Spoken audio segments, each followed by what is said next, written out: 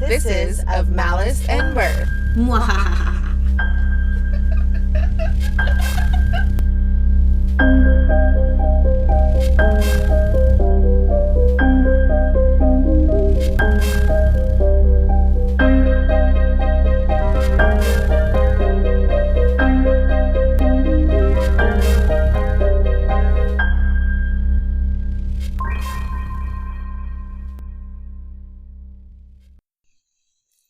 Hello! Hello! Welcome back to Of Malice and Mirth.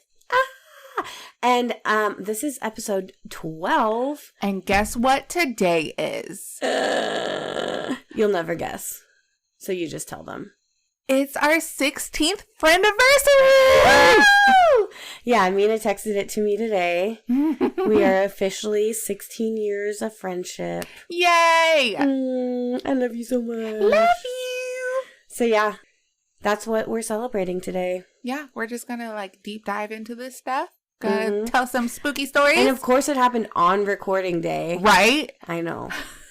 Serendipitous. Always. I feel like that happens a lot in our episodes. It does. It happens a lot in our lives. True. Yeah. But, so today, we are diving into the world of vampires. Mwahaha. So get your fangs ready. And then we have 2 Reddit stories.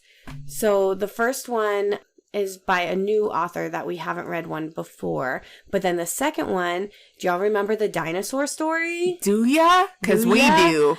Because it's by the same guy, and it's going to be 4 chapters long. So we're going to be doing it 1 chapter at a time so that we don't have like a 3-hour long episode. Which we would love to do. But I don't think y'all would like that much. But yeah, so that's where we're going with today's episode. Are you ready? I'm ready. Let's do this. I was born ready. My middle name's ready.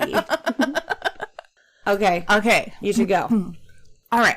So, if you have spent any time with me at all, you know I have this deep, unshakable fascination with the New Orleans vampire. Right? Mm-hmm. Because that whole aesthetic is just... I know. It's beautiful. It's on point. Yeah. Yes. All right. Now, the thing is, I've never actually stepped foot in the Crescent City. It's one of the things I want to do. You've never been to New Orleans? No, I've never been there. Oh my God, guess what we're doing next weekend? I don't know, maybe not next weekend, but very soon we are going to take a trip because it is my favorite city. Okay, so the French Quarter, it has kind of gone downhill in the terms of cleanliness over the years. They don't keep it as clean as they used to, so it kind of stinks during the daytime, but you don't notice it at night.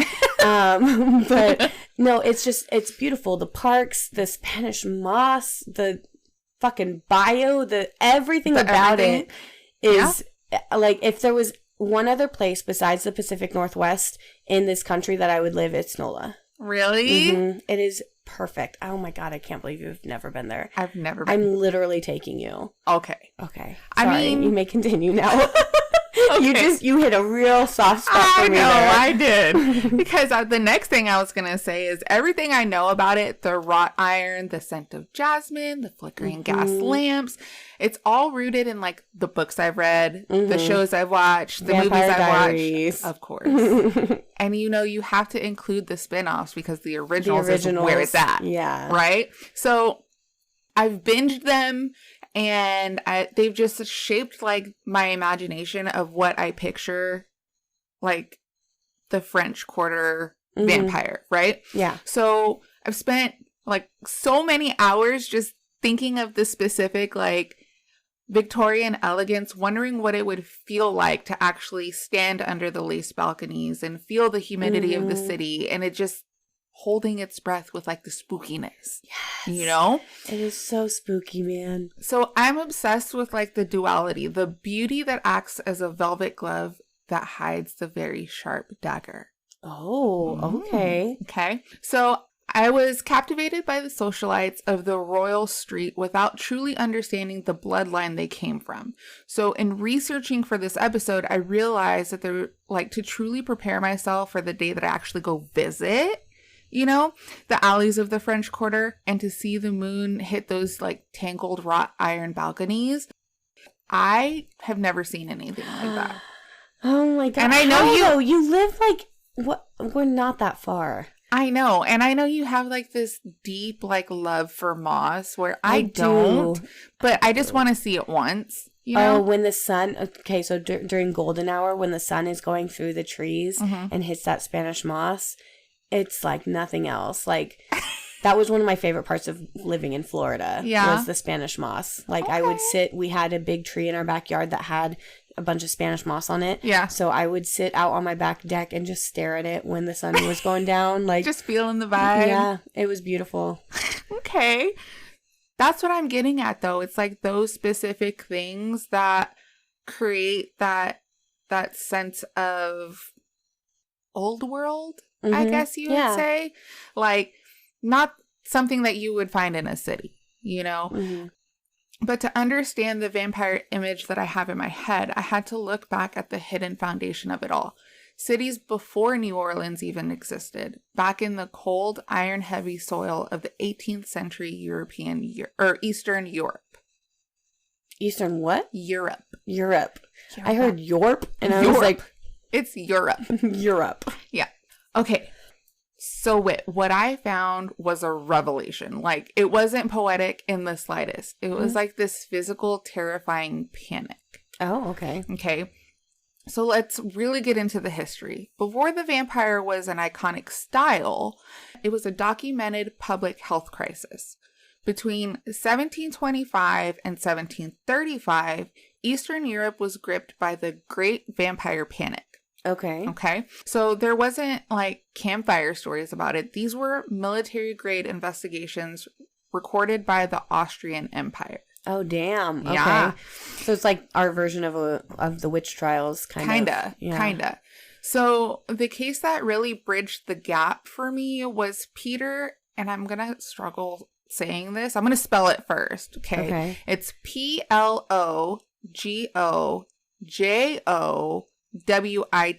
So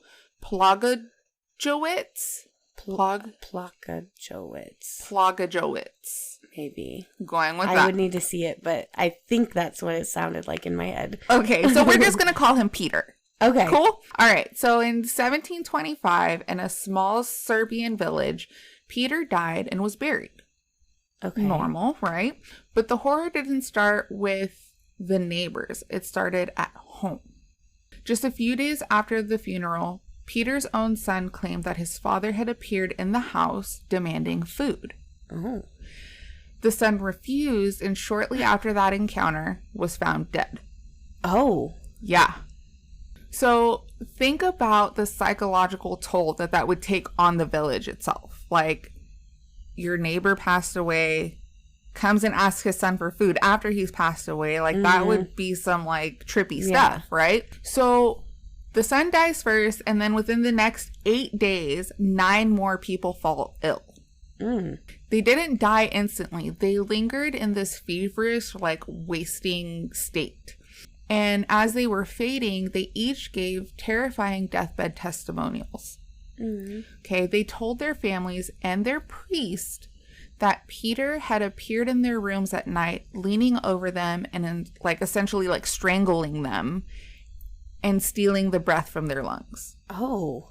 So by the time the 9th person died with Peter's name on their lips, the village was in total frenzy. Like, you know? Yeah. That's... Understandably so. Like, I wouldn't even know how to process that. But they weren't just guessing. They were following a trail of names.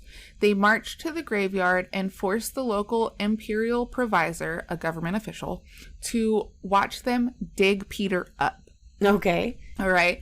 In the official report, still held in the Austrian archives, the provisor wrote that Peter's body looked remarkably fresh. Oh. Like, his hair and his beard had grown. His skin hadn't decayed at all. And most chillingly, he had fresh, new blood on his mouth. No. Mm-hmm.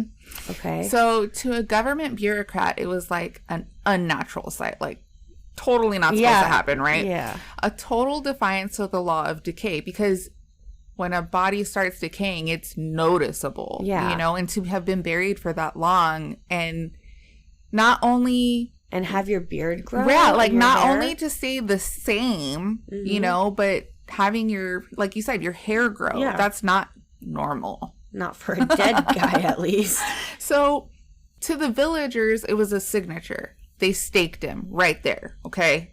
And the only reason we have these facts today is because the provisor was so rattled, he wrote a formal letter back to the capital saying, I know how this sounds, but I've just seen a man who refused to stay dead.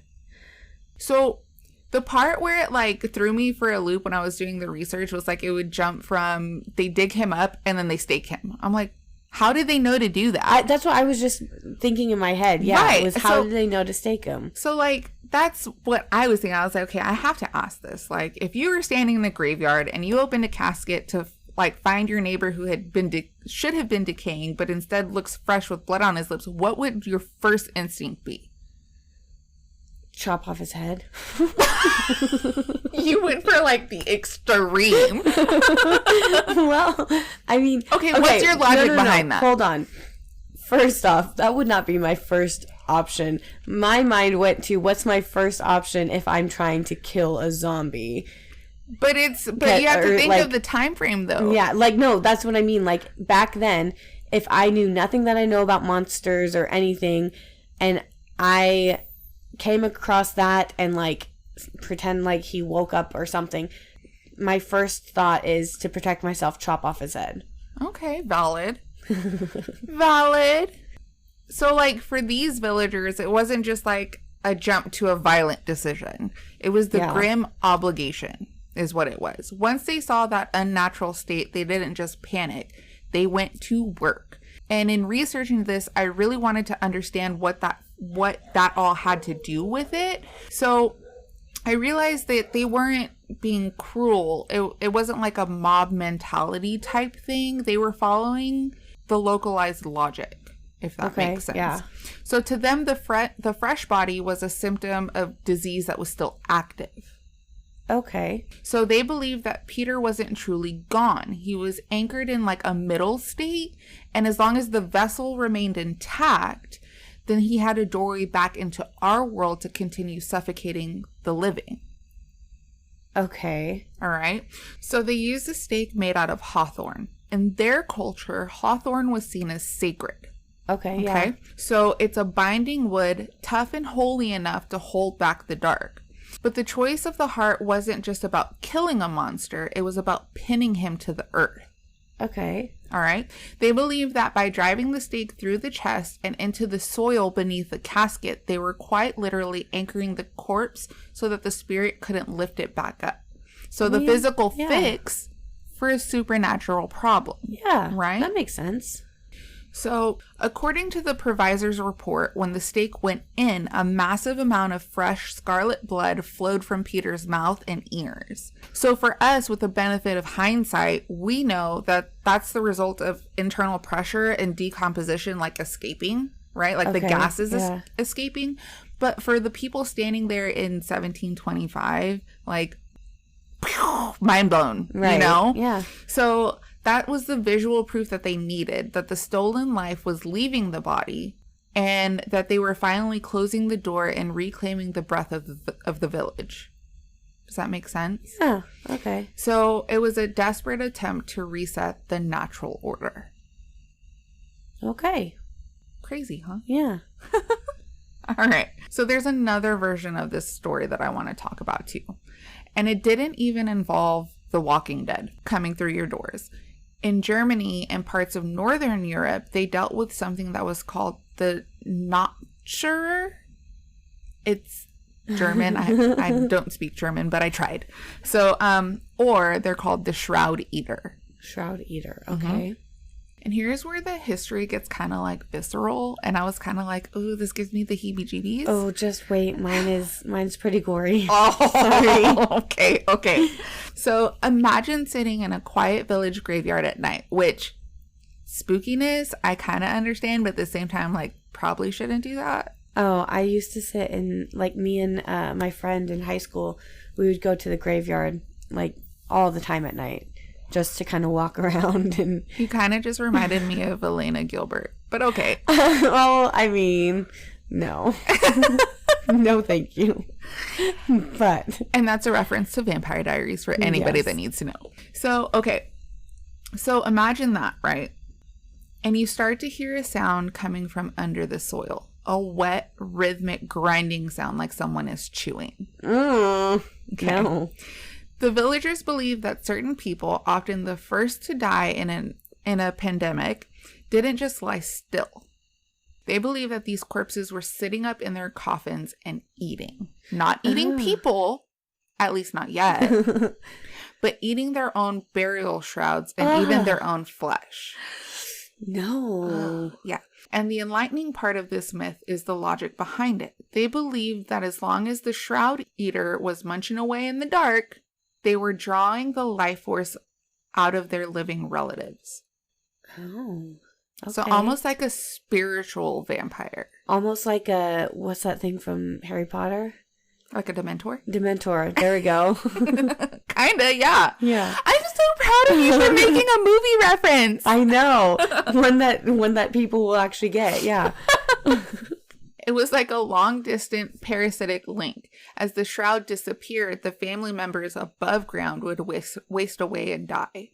Oh, okay. Okay. It sounds like pure folklore, right? But there is a fascinating, grounded reason why we believe this. When we look at it through the modern lens, we realize what they were actually hearing.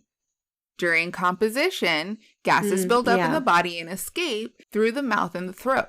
So if that burial shroud is draped over the face and those gases like would cause the fabric to flutter or vibrate, it would, against the teeth and lips, that's what it would sound like. Yeah. You know? So to a grieving, terrified villager standing over a fresh grave, that fluttering sound would sound like chewing.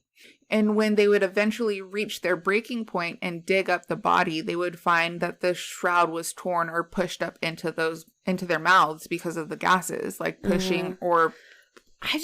how can they hear that through all the dirt? Like, that's the weird part to me. That I didn't really find out. So... Suspicious. So how do you stop a monster that kills just by eating its own clothes? Chop off its head. I'm just kidding. I have no idea. Okay, so the grim obligation here is different. They didn't always use a stake. Instead, they would take a heavy stone or a brick and like shove it into the corpse's mouth. Oh. Yeah, that's what I was saying. This one's a little bit more like... Ooh, that makes my teeth hurt. Yeah, so the logic was simple and brutal. If you bar the door, they can't chew it. If you just close it on up, that's it, right? So if they can't chew, then they can't drain the living. Okay. So just a few years ago, apparently, archaeologists in Venice actually found a 16th century skull with a brick like still wedged firmly in its jaw. It's a physical artifact of a time when people were so desperate to save their families that they had to basically gag the dead. Oh my God. I never knew any of this. No, I've never heard of any of that. How much of a fascination I have with vampires, like I've never actually taken the time to research historical things about it aside from what entertainment brings us. Yeah. You know? I mean, you're into like all the vampire things. Like The Interview with the Vampire. Yes. I don't even know any others. I love vampires. I love like fae. I like all the whimsical things that you can think of. And I really like cryptids. Yeah, see? So we're like totally opposite when it comes to the spooky. But it works because we get to teach each other things. That is true. All right. So now that we've spent time in the cold, heavy soil of the 18th century Europe, we've seen the stakes and the shroud eaters, and we felt that raw physical panic of a village trying to pin down the dead. let's go and move forward in time and do what everything else in that era did. It boarded a ship, right? Okay. Okay. I know that sounds weird, but just hear me out, okay? It followed trade routes and hidden in the hold, crossing the Atlantic to a place where the air was thicker and the secrets were easier to keep.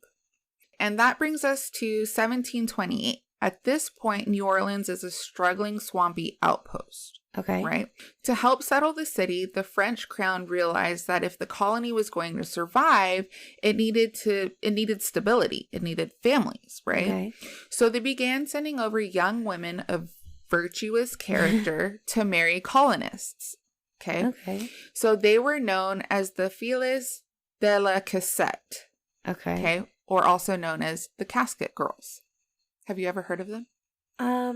For some reason, I recognize the term. There's a really good book called, it has to do with the Casket Girls. It's super good. I'll find it and give it to you. Okay. So now picture this. These women step off a ship onto the the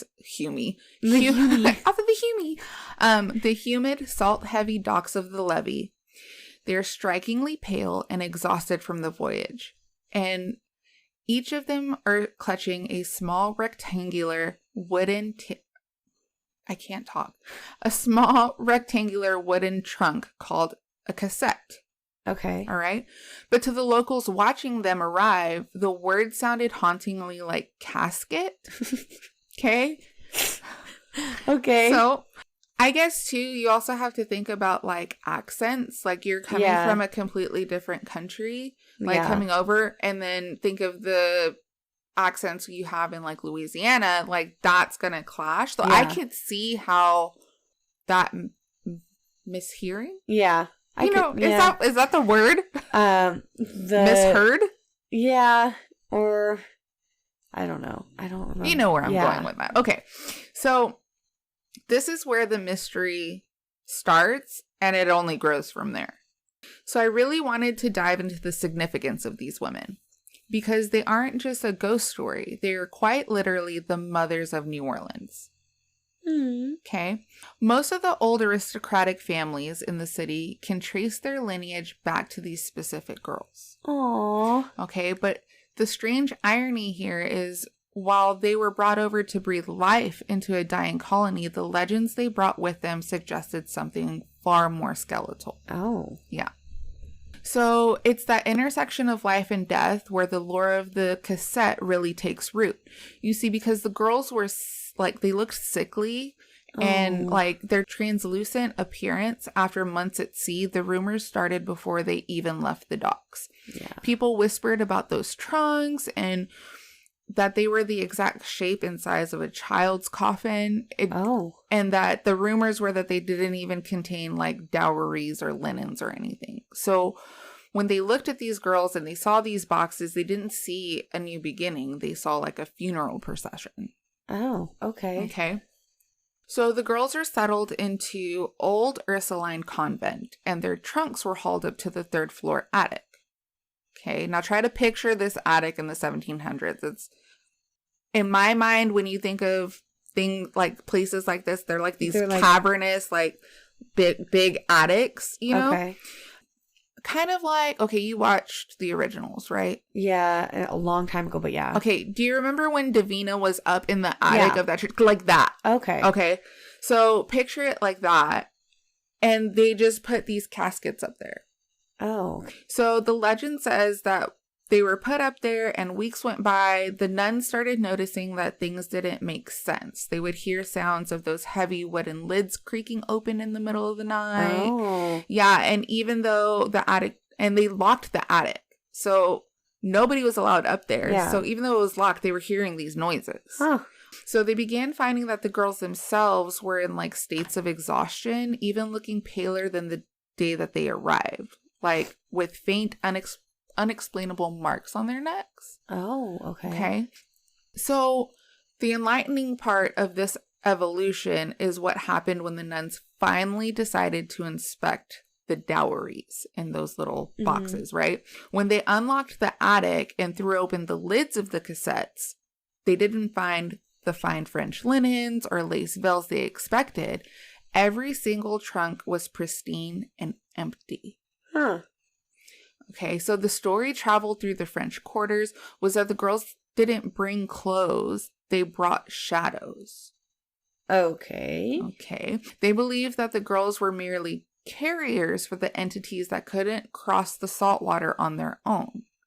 And the passengers had used the trunk as like cocoons. Yeah. Like, you know? Cocoons. Yeah. And once they hit the humid air of New Orleans, they emerged. Oh. And the nuns were so terrified that they didn't just lock the attic this time. They attempted to like exorcise that whole space itself. Yeah, smart. Right. So this is where the lore takes the final permanent turn to the city's geography. The church allegedly ordered the third floor windows to be shuttered and sealed with nails that had been blessed by the Pope. Okay. Okay. And they called them the Casket Girl windows. Okay. All right. So the mystery doesn't just stop in the 1700s. It evolved into a warning for the whole city. The story goes that every few decades, a curious soul, like a handyman or a brave traveler, manages to get into that attic. Okay. Okay. And the reports are always the same. They find the trunks still there.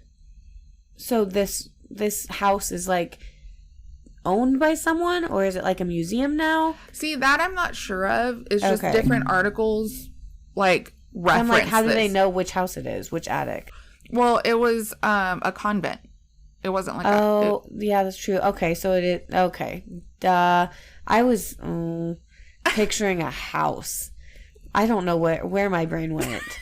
Okay. Nuns in a house. I don't know. No, it was in a convent. Okay. Okay. So they find that the trunks are still there, but they aren't empty anymore. They're filled with strange, dark mist, or they find that the shutters have been pushed open from the inside. Ooh. Creepy, yeah. Right? This is why, even today, New Orleans is obsessed with, like, the socialite vampire. Because the Casket Girls didn't just bring a monster, they brought a bloodline. Yeah. So they married into the city's elite, blending their old world darkness with the new wealth of the colonies. It shifted from the vampire being like a bloated corpse in the Serbian graveyard to a sophisticated, wealthy figure hiding in plain sight in a French Quarter mansion. Yeah. Right? So it's not just a ghost story. It's the city's secret genealogy. Oh. You see? So, if the Casket Girls were the beginning of the bloodline, then Jacques St. Germain is the peak of its evolution. We're going to fast forward to 1902. Okay? So imagine a man arrives in New Orleans who looks like he stepped straight out of a Victorian painting. Like, think of that. He's wealthy, he speaks like 6 languages fluently, and he moves into a beautiful house at 1041 Royal Street. Okay, so he's like a catch. Get it. He's a zaddy. Yes, pretty much. He tells everyone he's a descendant of Count Saint Germain, a famous 18th century occultist who claimed to have discovered the elixir of life. Okay. All right. And this is where the vibe really like shifts. Okay.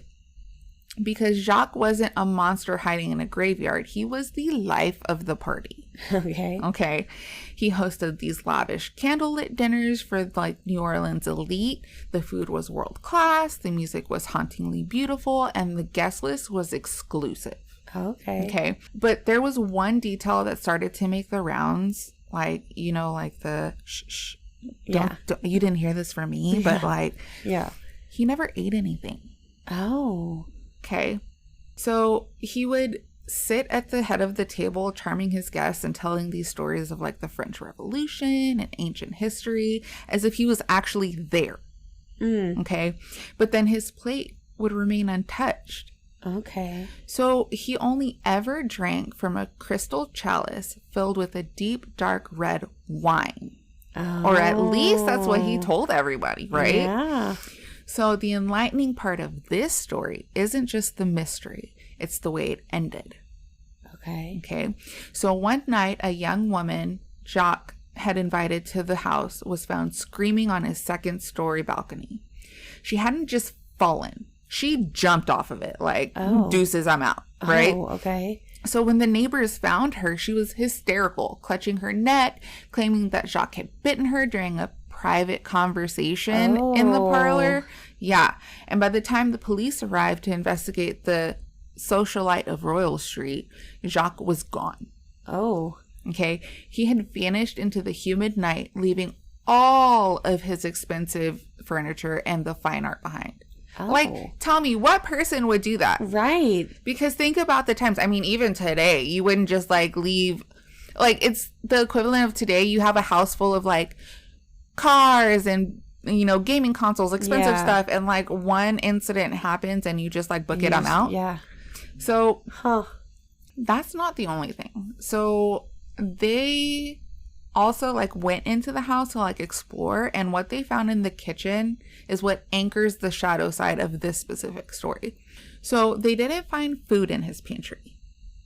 Okay, what did they find? They found rows and rows of wine bottles, corked and sealed.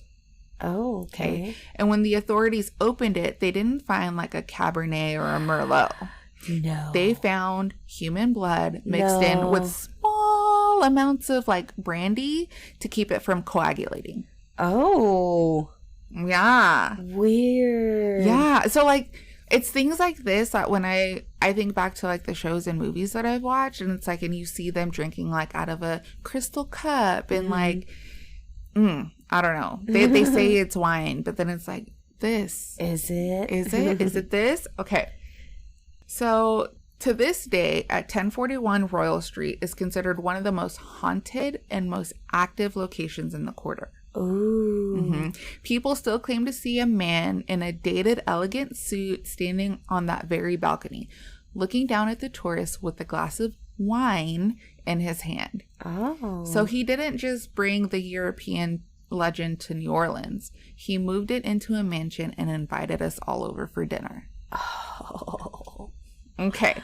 So now that we've tracked the shadow from the Serbian graveyards all the way to the attics of the Ursuline convent, what's truly fantasizing.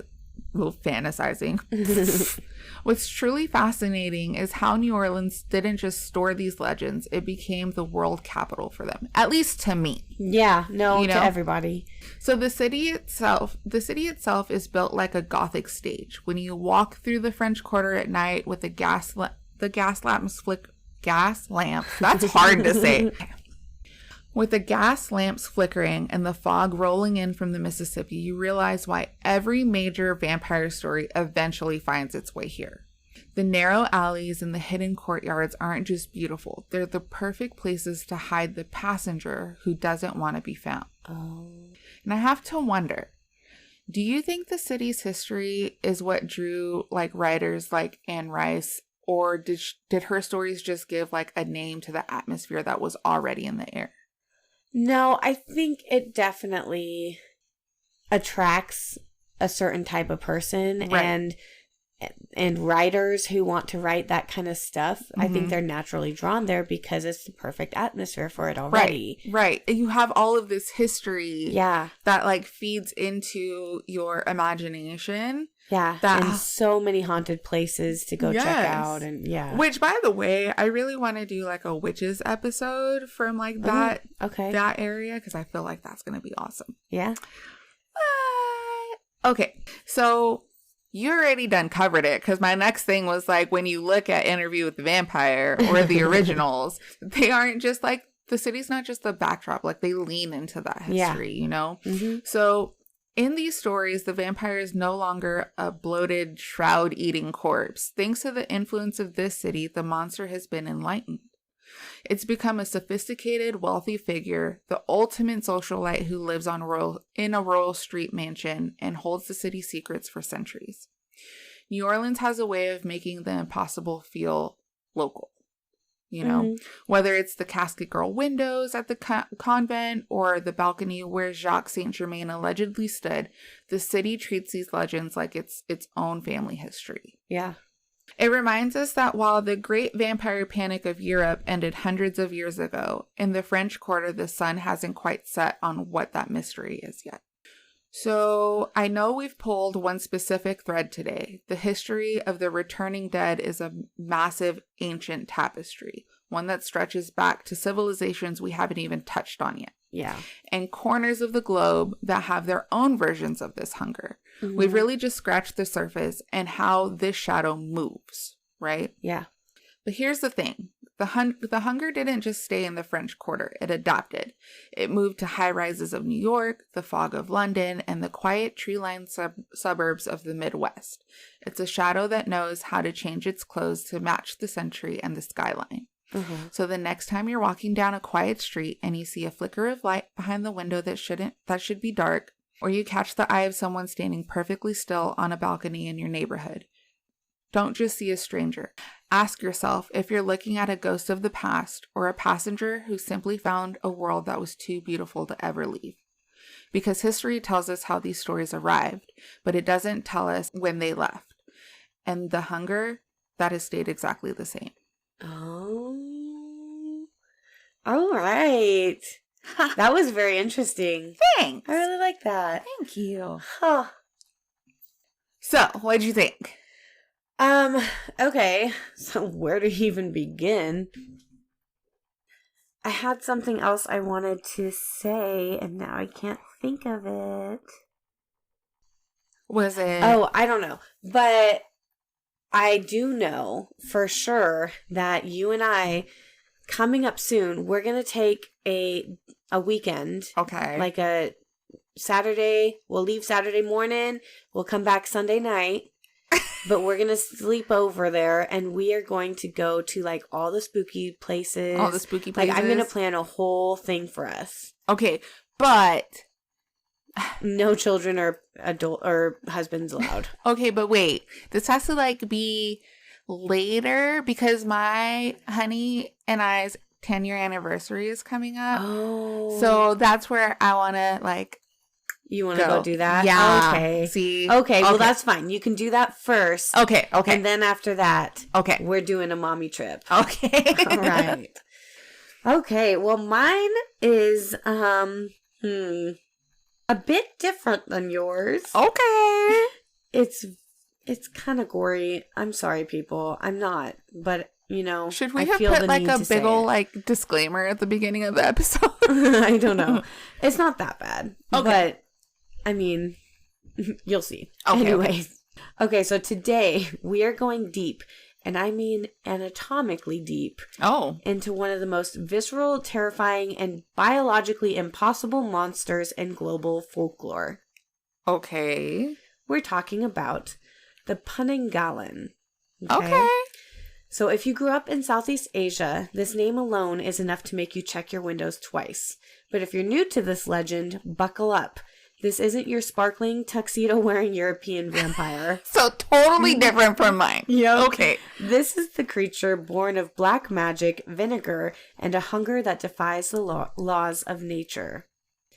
We're going to break down the history, the biology, and the specific rituals used to create one, and the chilling historical accounts that suggest that this might be more than just a creepy campfire story. Okay, and we're not saying to go do these things, okay? Yeah. Oh, no. Well, no, you won't really. It's not something someone, specific someone's have to do it. Oh, okay. Got it. Okay. So let's start with the visual because you really have to see this in your mind to understand why it's so effective as a horror icon. Okay? The name Penanggalan comes from the Malay word tanggal, which means to remove or to detach. And that is exactly what she does. By day, she is a normal woman, okay? Oh. Usually she's described as incredibly beautiful, like supernaturally so. Okay. Or she's a respected midwife. So she's either super hot or she's a midwife. Maybe she's a hot midwife, okay? So basically you just never know. Yeah, no. Got to keep you on your toes. Yeah. Okay.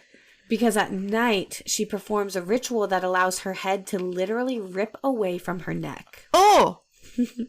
But she doesn't leave her insides behind either. Ew!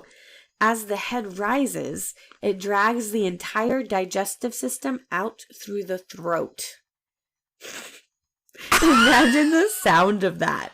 Like, wet and tearing noise of the esophagus, the stomach, the heart, the lungs, and yards upon yards of glistening intestines being pulled out like a string of sausage. I literally just think of like...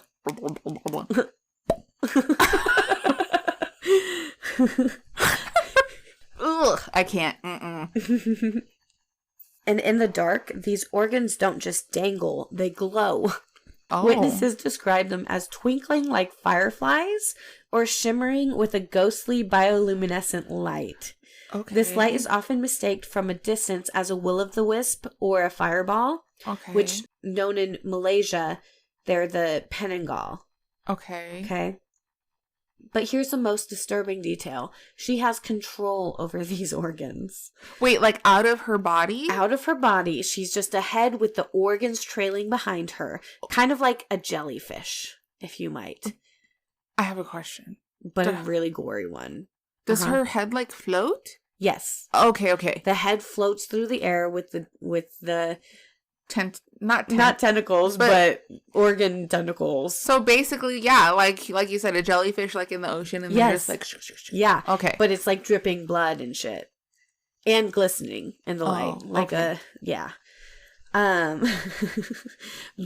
but she does have control over those organs, so the intestines aren't just dead weight. She can move them like tentacles. She uses them to grip onto branches, to navigate through trees, and to entangle her prey. She is quite literally a flying sentient digestive system. Your face. I'm sorry. Now you have to ask how. How does a human being survive this? And more importantly, how do they get that all back into their body before the sun comes up? The answer is found in the vinegar vat. Okay? So according to folklore, the Penanggalan isn't a ghost or a spirit. She's a living practitioner of ilmu hitam, or black magic. Okay? To achieve this form, she often meditates while submerged in a large ceramic vat of vinegar. Okay. Wait. So she takes herself out of her body, right? Uh-huh. So the body stays in the vat of vinegar. Oh, okay. Okay, yeah. I got it. Yeah. Okay, so the vinegar serves a very practical and gruesome purpose. When the organs are outside of the body, they swell. They become engorged with blood and air. If she tried to fly back into her empty neck skin at 5 a.m., her stomach and her intestines would be too big to fit, so she'd be stuck. Right. So they keep a massive jar of vinegar in her house. And when she returns from a night of hunting, she hovers over the jar and dips her entrails into it. The acid in the vinegar causes the organs to shrivel and shrink back to their original size. Like a pickle. Sorry. Yes. Well, that's coming up. Only then can she slide them back into her torso and reattach her head. This is why, in the old stories, the biggest tell that your neighbor was a Penanggalan wasn't her red eyes or her fangs, it was the smell. If a woman always smelled faintly of sour vinegar and copper, the village would start to whisper. It's a very grounded domestic detail that makes the horror feel almost mundane. Like checking if your neighbor's lawn is mowed, you're checking to see if they smell like a pickle. That's why I said that. Okay. So she's out there, she's flying. What is she looking for? Unlike the Western vampire, who might hunt a traveler or a beautiful victim for romance, the Penanggalan is a predator of the cradle. Oh, no! I know. Her primary targets are pregnant women and newborn babies. I don't like this. I didn't say you were going to like it. That sounded very aggressive. I'm sorry. In Malay culture, the afterbirth, or the blood of labor, is considered to be spiritually potent, right? The Penanggalan craves this. She will find a house where a woman is in labor, perch herself on the roof, or hide under the stilts of the house and wait. So that's why, like, they think she's a midwife sometimes? Yeah. Oh. She has a long, thread-like tongue that she can slip through the tiniest cracks in the floorboards. Oh. She uses it to lap up the blood of the mother or the child. If she manages to feed, the victim doesn't die immediately. Instead, they contract a wasting disease. They grow pale, their skin thins, and they eventually fade away. You want to know what that reminds me of? What? Have you ever watched The Strain? No. It was an FX show, and it was kind of... Their heads didn't come out and take their stuff, but the form of vampirism was kind of like that. Oh, okay. Like, I don't know. The weird tongue? Yeah, like, you just gotta watch it. Okay, and it's The Strain? The Strain. Okay, all right. Anyways, so there is a deep social layer to this. Historically, in rural Southeast Asia, infant and maternal mortality rates were tragically high. Before modern medicine, if a mother died of a hemorrhage or a baby died of a sudden fever, there was no biological explanation to give the grieving family. So the Penanggalan became the explanation. She was the personification of birth trauma, and because she was often described as a midwife, it reflected a deep subconscious fear of the very people meant to protect you during your most vulnerable moment. Aww. It's the ultimate betrayal, the healer who is actually the eater. But the Penanggalan isn't a lonely monster. She has cousins all across Southeast Asia, and comparing them tells a lot about how this fear traveled. Right. Okay? So in the Philippines, you have the Manananggal. She's arguably the most famous, but unlike our Malay friend, the Manananggal splits at the waist. She leaves her legs behind and sprouts massive leathery bat wings. Okay. So that's where kind of the wings maybe played into it. In Thailand, there's the Krasu. She's almost identical to the Penanggalan, a head with trailing guts, but the Thai stories often treat her as more of a cursed figure. Sometimes she's even seen as a victim of her own fate, forced to hunt because of a mistake in a past life. Oh. In Cambodia, she's known as the Ap, and in Indonesia, the Layak. Okay, but they're all the same. Right. So why is this floating head trope so common in that specific part of the world? Anthropologists think it links back to ancient Austronesian beliefs about the soul. The idea that the head is the seat of the spirit. Okay. And the gut is the seat of emotion. Okay.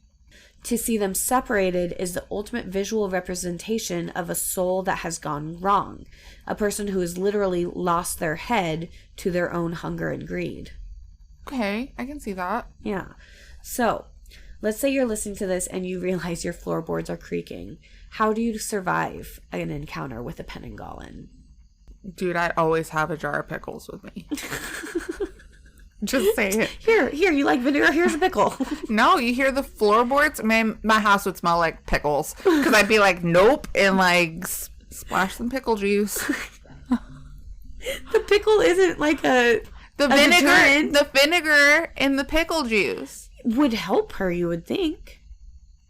If she has to not drown herself, but submerge herself in vinegar. Yeah, but then it makes her like shrivel up and not be as that's like true. Okay, so maybe it does work. Yeah. Okay, I see you. All right. The folklore is surprisingly practical, though. Okay. Not as practical as pickle juice, though. Okay. I gotta say, we're gonna add that one to the list. First is the thorny defense. Okay? Because the Penanggalan has those long trailing intestines, her greatest weakness is a briar patch. Ah, okay. Traditionally, people would plant thorny bushes like pineapple leaves or meng kuang, which is a type of pine with like serrated edges, around the stilts of their houses. Okay, the logic is simple. If she tries to fly under the house to reach the floorboards, her guts will get snagged on the thorns. And once she's snagged, she's like a kite stuck in a tree. She can't pull herself out without tearing her own organs apart. Okay? Man, a cactus patch would not be her friend. No. So I was thinking just plant a bunch of roses since we don't plant pineapples out here, just plant rose bushes. Yeah, makes sense. Yeah. Second is the empty husk rule. If you suspect someone is a Penanggalan, you wait until they leave their house at night. You break in, you find the body. It'll be sitting there headless and hollow. You have two choices here. You can either fill the neck cavity with broken glass or chili peppers. Oh. Then when the head returns and tries to slide back in, the glass will shred her internal organs. Oh. I'm sorry. Or you can do the flip. You turn the body around, and when the head returns in the dark, she reattaches herself back based on where her neck was facing. So when she wakes up, her face is on the back of her body. Her secret's out, and she's essentially cursed to live as a freak of nature until the village handles her. I have a question. So, like, if the body's like this, right, and like the neck is like pointed up, what if you put it this way where the neck is like pointed down and the feet are pointed up, and she attaches to her feet. Well, there's not really anywhere she can... Okay, that just went really dirty in my mind. That's not what I meant. I was thinking there's no hole for the entrails to enter. But there totally is. I said feet. I'm keeping this in, by the way. Because I can't. I retract that question. Move on. Okay. So, anyways, the third way. Okay. The scissors. It is said that she's deathly afraid of sharp metal. Okay. Understandably. Okay. Pregnant women would often sleep with a pair of scissors under their pillow. The clinking of the blades was thought to warn her off. So that was, yeah. Okay. So I guess it makes sense. If she comes at you, then you just start clipping at her innards. Okay. Makes sense. Yeah. So now you might think this is all just ancient history, but if you look at colonial records from the British occupation of Malaya, which is now Malaysia, in the 1800s, you find accounts written by stone-faced officers who didn't know what to make of the local superstitions. There's an account from 1845 in the Hikayat Abdullah. I probably said that wrong, but I'm sorry, I'm trying.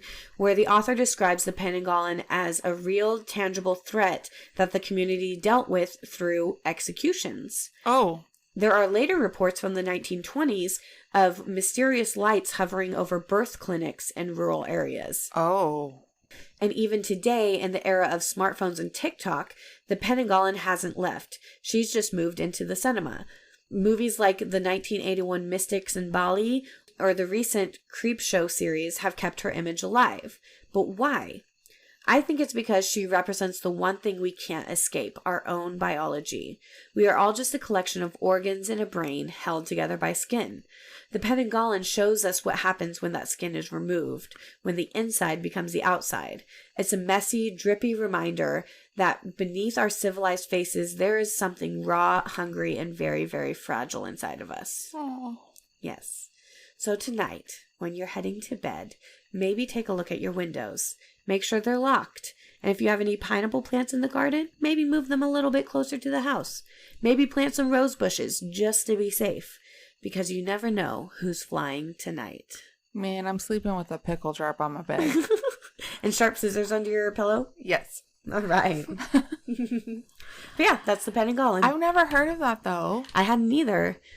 But I looked up some like Reddit art. Some people draw some crazy sketches of her. And it's pretty cool. Yeah. You should definitely look it up. And I like to, like, because obviously by now y'all know I'm like a TV movie buff. Yeah. So like when you were describing that, and I'm like, wow, I would have never thought that. I mean, not saying that the writers based the strain off of that, but like I can see the connection. Yeah. That's cool. Yeah. Yeah. Yeah. All right. So now we have a Reddit story. And it's your turn. My turn? Yes, your turn. All right. So this story is by Expensive Pie 9154. All right. All right. So it's expensive-pie-9154. Okay. And the title is I Killed My Friend in a Ritual Gone Wrong. Ooh. So we're going to start off bold. Yeah. Okay. I know that sounds really bad, and it is, but I can explain. Me and James have been friends for a really long time. We both went to the same middle school and high school, and soon after joined the same college. He was always obsessed with creepy stuff, constantly rambling about the latest movie or book or whatever he found. I wasn't so much a horror person, but I entertained him, mostly. I never gave in when he wanted to try those stupid rituals that kids spread rumors about. Bloody Mary, 3 Kings, 1 Man Hide and Seek. This would have been perfect for last week. I know. Dang it. It's okay. It's okay. At least we're getting it out there now. Yeah. He wanted to do all of them, and he wanted them all to be real.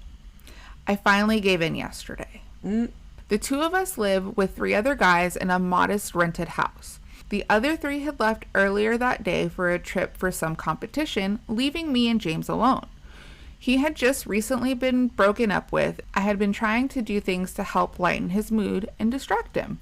I thought he'd want to spend the time together in the empty house by having a big gathering or watching some movies or something. But no, it's never simple with him. He wanted to try something different. It's called the shattering game, he said. His eyes lit up. And what do? I figured it wouldn't be anything too crazy. So, you set up a long mirror flat on the ground. You place a ring of lit candles around it with enough space for us to stand.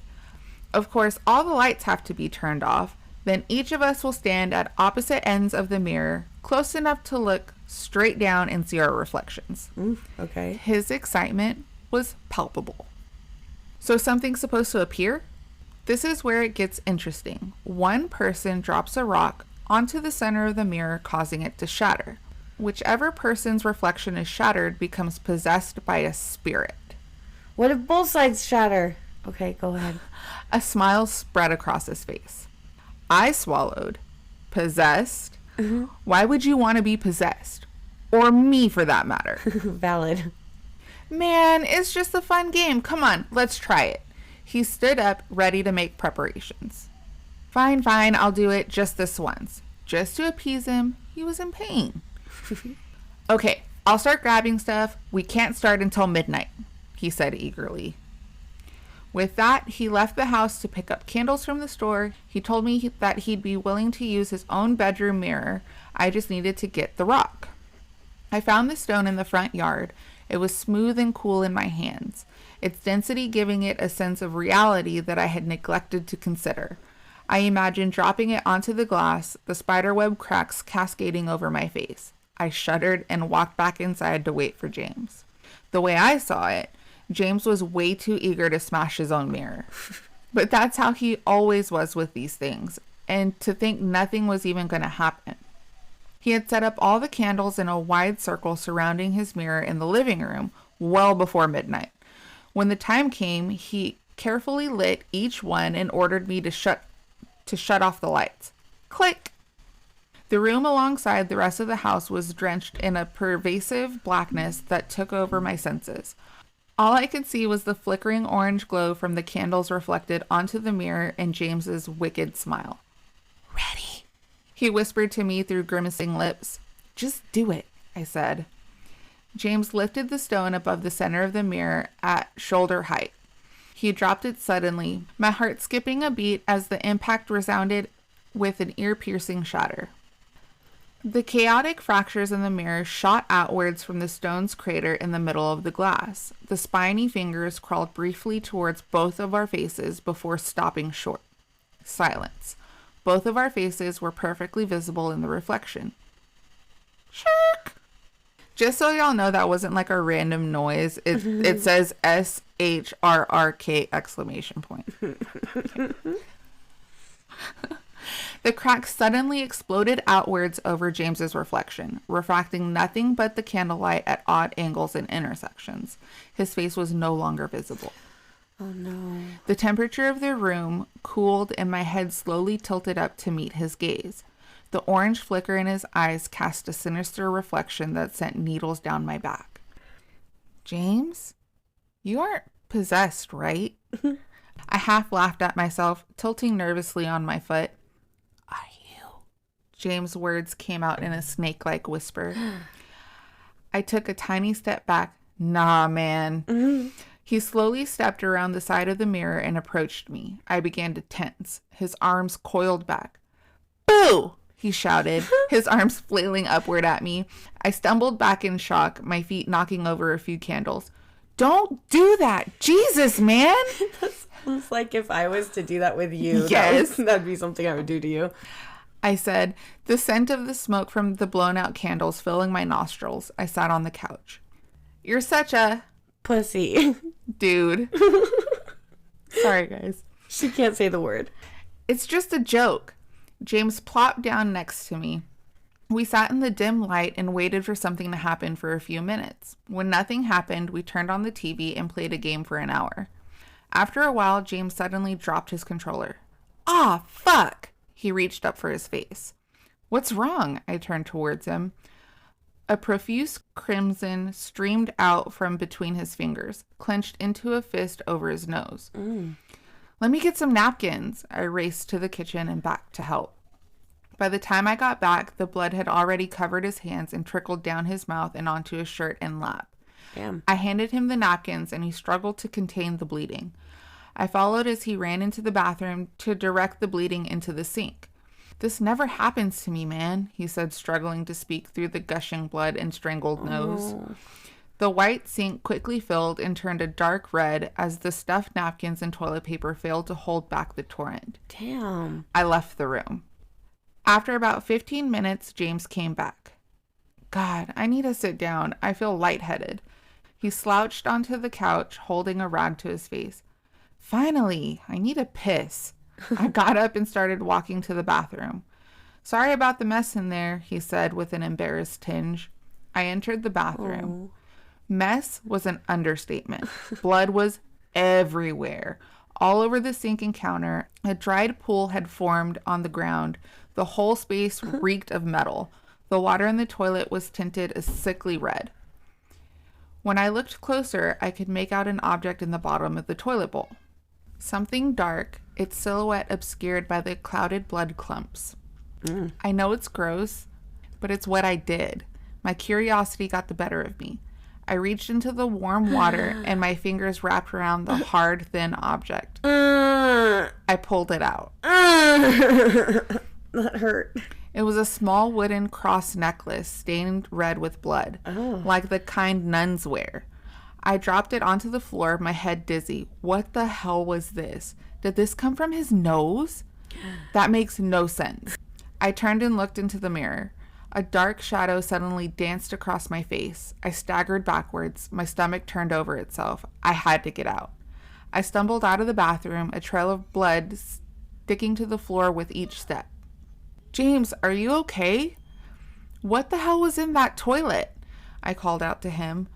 Walking into the living room, I saw no one. James wasn't on the couch or anywhere in the room. I called out a couple more times to no avail. I quickly found a few drops of blood that formed a trail away from the couch and out of the room into the adjoining hall. Passing through the kitchen, I could easily see the biggest kitchen knife missing from our kitchen block.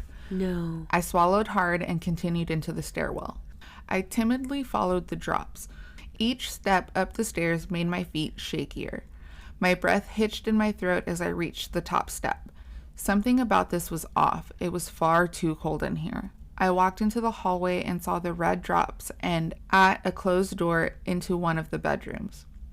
I knocked on the door. James, you good?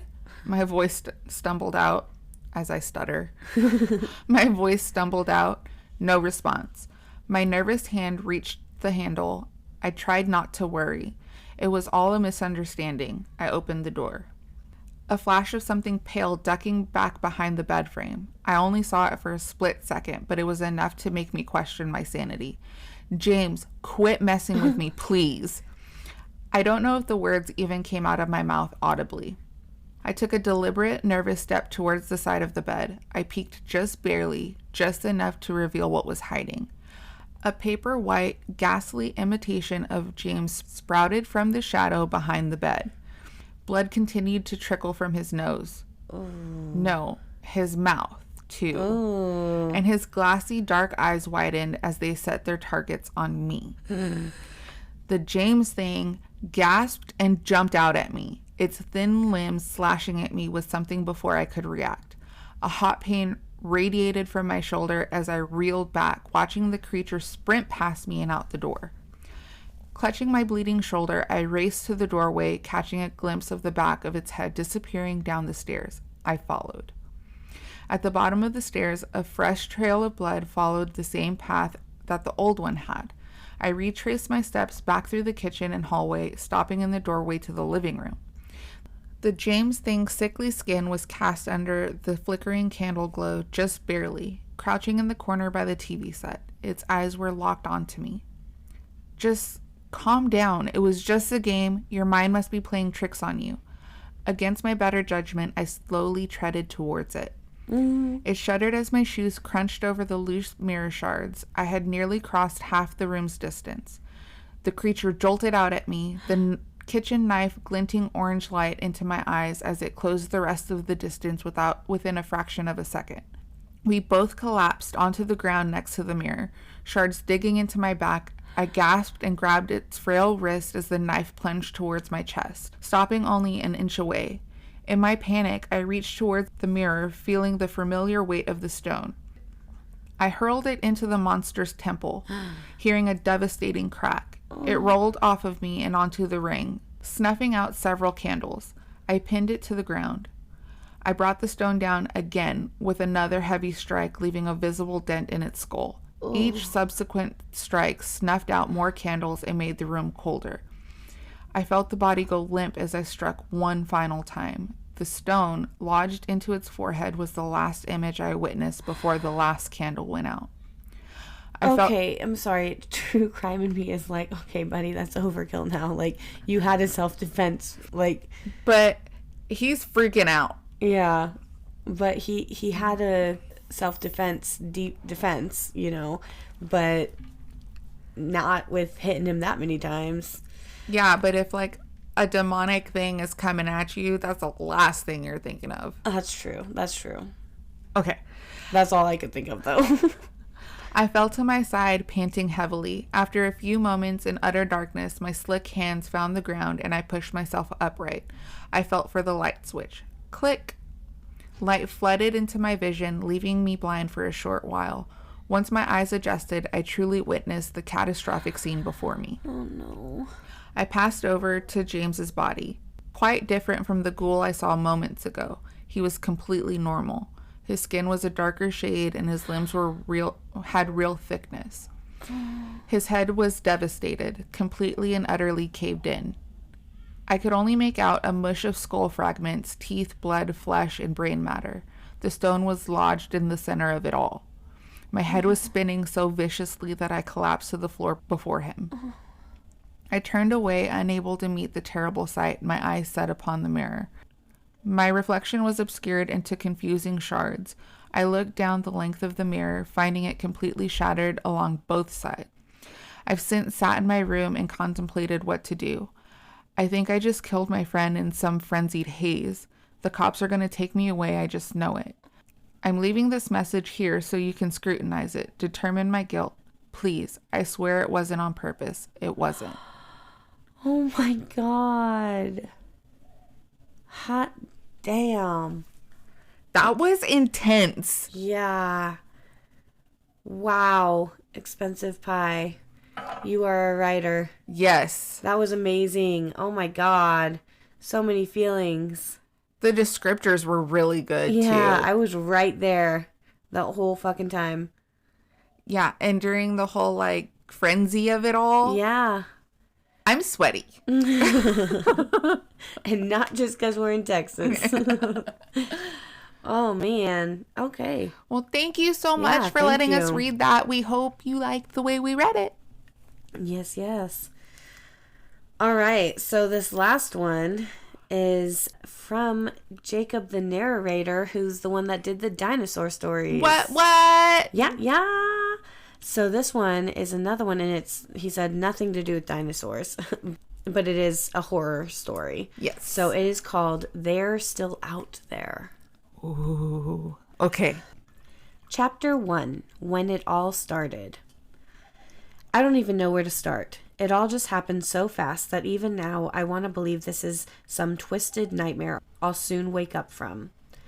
But deep down, I know this is all too real. And here I am, sitting in a bathtub of a locked bathroom in an old house that's barely holding itself together in the middle of the woods, with nothing but a few notes, a bottle of whiskey, and my father's old 12-gauge shotgun with only 2 shells left. Oh. Through the window, I can see the sun slowly setting. It won't take long before they arrive. Maybe they're already out there, hiding in the shadows, watching, waiting for the last light to fade. I can already feel their gazes upon me, even though I can't see them yet. They know I'm here, alone, vulnerable, and with no way to escape the fate creeping to me. Ooh, I already have shivers. Right? I don't even know why I'm bothering to write this note, since I doubt anyone is still out there. Maybe I'm just hoping that someone who finds it will understand and escape before it's too late, before they notice him. But if you're reading this and you already know they're aware of you, do yourself a favor and end it. Oh. You don't want to know what they do to the poor souls once they get their hands on them. I leave you one last shell. Oh, Jesus. I just got straight up goosies. And if you're confused about what's going on here or why it's happening, I don't know either. Maybe I don't even want to know. The only thing I can tell you is who I am and how everything started falling apart. So if you insist on reading this, make sure you're somewhere far from windows, in a locked room, and by the gods, not outside after dark. Because if you are, then God help you. Oh my God, I have to go to my car in the dark. I'll walk you out. Okay, thanks. My name is Jackie Lendrew. I doubt you've ever heard of me, and it doesn't matter anyway. I'm 25 years old, and I come from a small village just down the woods. Please don't ever go down there unless you've got a death wish. I wouldn't say it was a perfect place, just a handful of old houses that probably had seen better days, a few small stores, and roads that stretched endlessly towards towns miles away. It was isolated, sure, but it was home.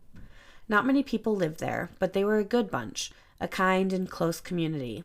Still, nothing could have prepared us for the events that followed, the kind I'd only ever imagined in my darkest dreams.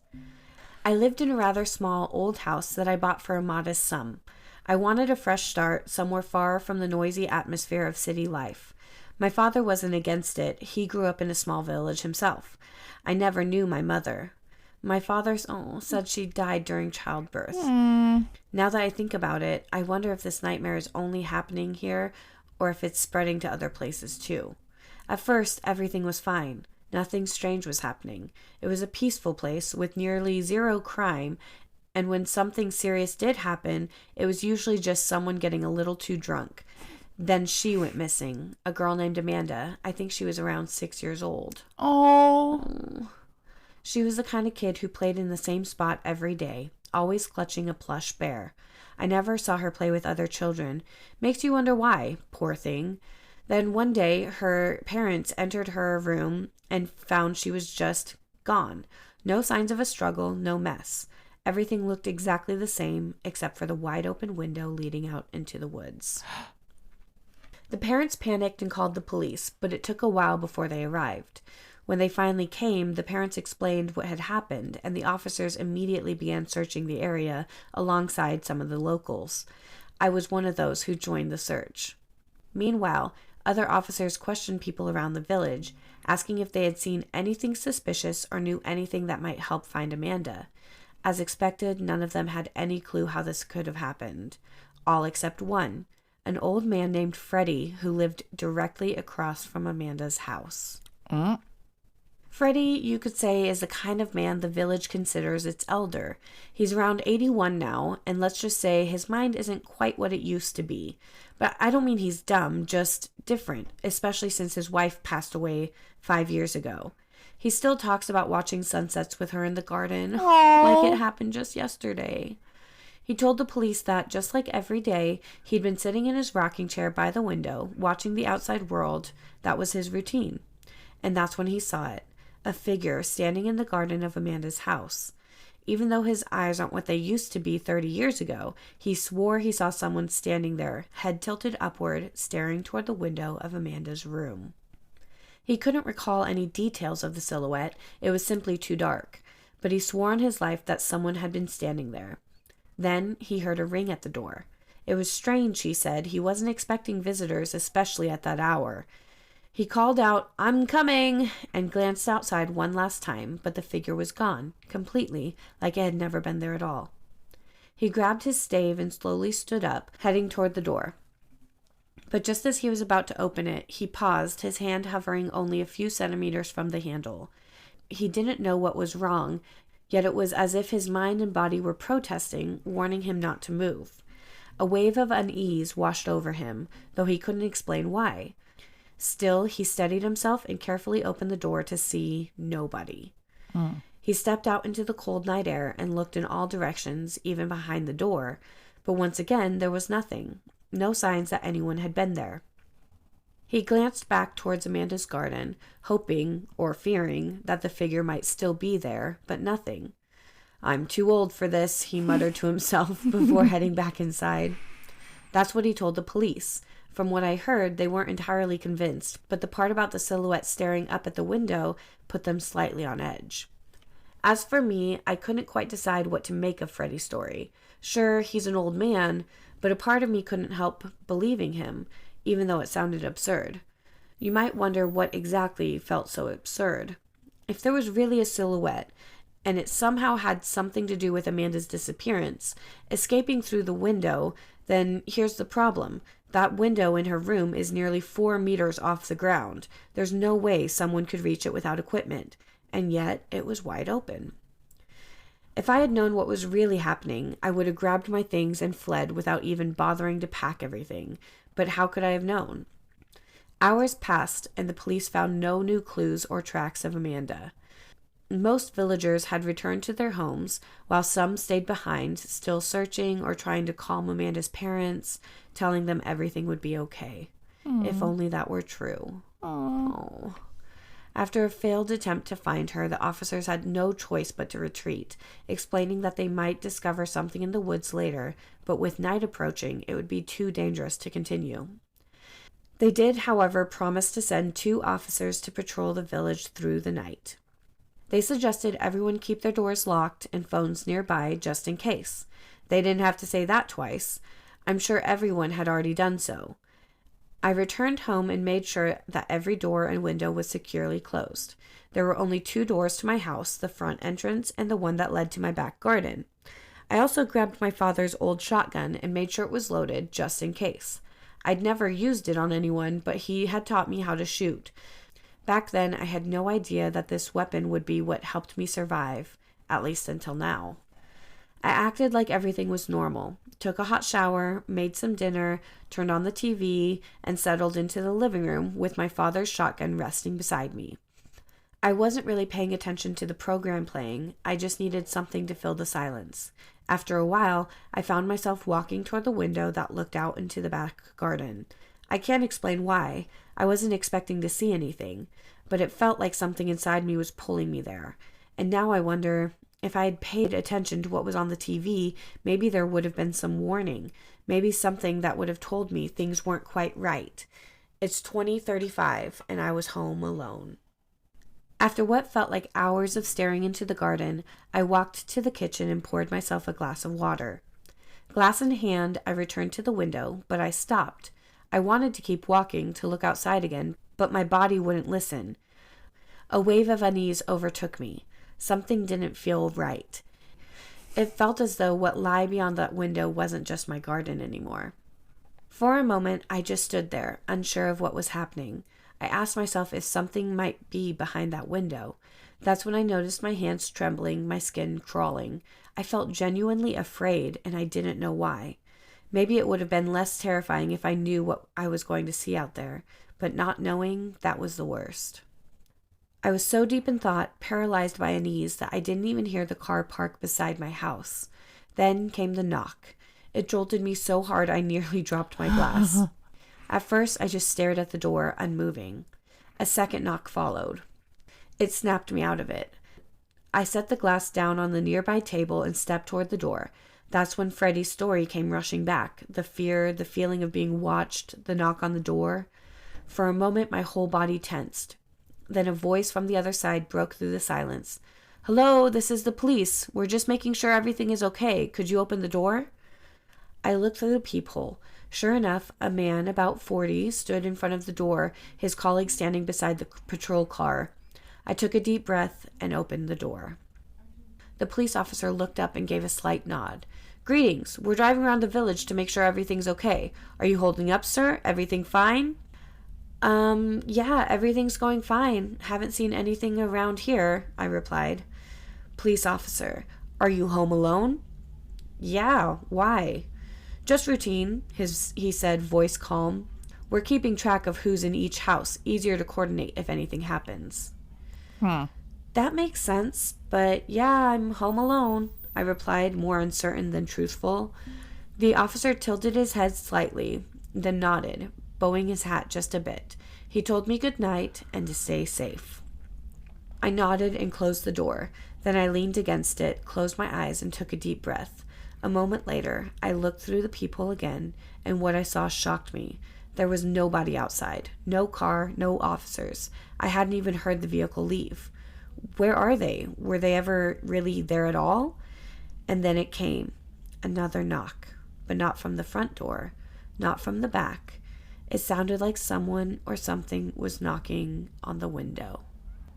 Oh! That's the end of chapter 1. I need to know what it is. I know. Oh, man. Okay, so let's just say I'm already ready for next week because I'm hooked. And I'm not going to cheat.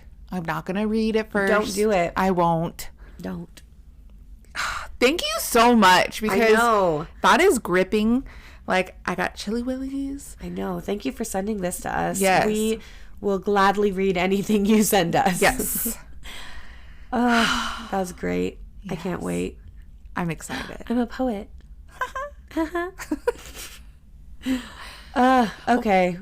Well, if you have any stories to send us, please send them to ofmaliceandmirth@gmail.com. And they can be funny, they can be scary, they can be whatever you want. Yes. We need palate cleansers, we need scary stories. Yes. We need true stories, we need fictional stories. We need, I don't know. Everything. Yeah. Yeah. Yeah. So either do that or you can send them to us on any of the socials. Facebook, Instagram, TikTok, Reddit. You added Pinterest? Pinterest, yes. So, hey. Yeah. And if you also have anything you want us to research, if you have a theme you want us to do. Oh, yeah, that would be fun. Yeah. Oh, and if you could ever be so kind to either leave us a rating or a comment, anything, if you just want to say, or you just want to say, hey, what's up, guys? We're totally down for that. Yeah. Yeah. So just get in touch with us. Let us know, man. Yeah. Well, thanks for sticking around this long in the episode and making it all the way through episode 12. Woo-woo. And our Friendiversary. Friendiversary. Happy Friendiversary. Happy Friendiversary. Happy Friendiversary. Happy Friendiversary. Ta-da! And on that note, we will bid you adieu. Okay, love you, bye. Love you, bye.